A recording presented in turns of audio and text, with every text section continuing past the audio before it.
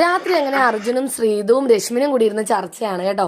അതിനിടയ്ക്ക് ശ്രീതു അർജുനോട് പറയുന്നുണ്ട്, എന്നെ വലിയ കംഫർട്ട് പാർട്ട്ണറായിട്ടൊക്കെ സെലക്ട് ചെയ്തിട്ടുണ്ട്, എത്ര നാളത്തേക്കാണോ ആവോ, ലിക്വിഡ് തീരുന്നവരെ ആയിരിക്കും എന്നൊക്കെയുള്ള രീതിയിൽ.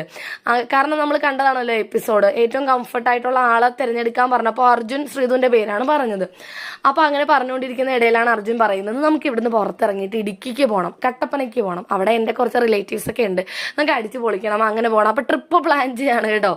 അപ്പോൾ രശ്മിൻ പറയുന്നുണ്ട്, നമുക്ക് പോകണം, നമുക്ക് അടിപൊളിയായിരിക്കും, ഇവിടുന്ന് ഇറങ്ങുമ്പോൾ പോകണം എന്നൊക്കെ പറഞ്ഞാൽ രശ്മിൻ ഭയങ്കര ഇത്.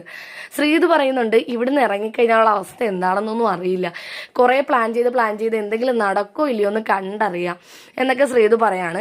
അപ്പോൾ അവർ പറയുന്നുണ്ട്, നമുക്ക് ഇവിടെ നമ്പർ എഴുതി വെക്കാം എല്ലാവരുടെയും, ആദ്യം ആരാണോ പുറത്ത് പോകുന്നത് അയാൾ പുറത്ത് ചെന്ന് കഴിഞ്ഞിട്ട് പിന്നെ നമുക്ക് ബാക്കി കാര്യങ്ങളൊക്കെ തീരുമാനിക്കാമെന്നൊക്കെ. രശ്മിനാണെങ്കിൽ എല്ലാ കാര്യത്തിനും റെഡിയായി തയ്യാറായി നിൽക്കുകയാണ്. പക്ഷേ ശ്രീധുവിനാണെങ്കിൽ എല്ലാ കാര്യത്തിലും ഡൗട്ടുണ്ട്. കാരണം പുറത്ത് എങ്ങനെയാണ് എന്തൊക്കെയാണ് നടക്കണമെന്നൊന്നും ഇവർക്കറിയില്ല. പുറത്ത് ചെന്ന് കഴിഞ്ഞാലേ അവിടുത്തെ അവസ്ഥകളൊക്കെ മനസ്സിലാവുള്ളൂ. അതുകൊണ്ട് ഇപ്പോഴേ ഇത്രയും വലിയ പ്ലാനിങ് ഒക്കെ വേണോ എന്നുള്ള രീതിയിലാണ് ശ്രീധു പറയുന്നത്. എന്താണെങ്കിലും നമുക്ക് കാത്തിരുന്ന് കാണാം.